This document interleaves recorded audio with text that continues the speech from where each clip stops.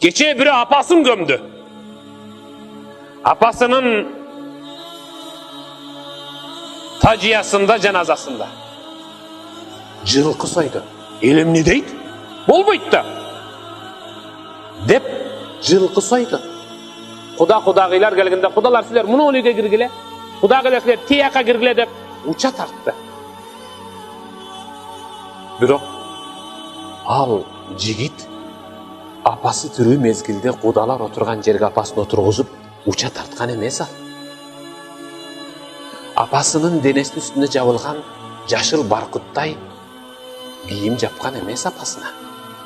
Апаңдың тирүү мезгилинде 1 килограмм етті аялыңнан қорқпай алып келіп қазанға салып жұмшақ қылып қайнатып бер албаған бүгін жылқы емес, пил адал болғанда пил сойсаң дағы, қатар-қатар төй сойсаң дағы сенен қызмат қыла албайсың. Апаңдың тирүү мезгилинде күнүгө жұмыштан қайтып келе жатқанда, апа мына жолу сізге албадым, қарасаңыз өкмүш жарашат. Ой, қоқой балам, күнүгө жолу алып келе бересиң бе десе, апа, сіз күнүгө жолу емес, саат сайын жолу сананғанға татыктуусуз.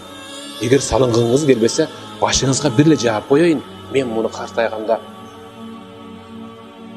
апамның жіті бар мұнда деп жітіңіз менен мақтанайын деп айтқан жоқсыз ғой. Bir жолық тирүүсүндө жап албай үстүнө башына. Эми кыймылсыз денесинин үстүндө кымбат баркыт жапкан урус ошол.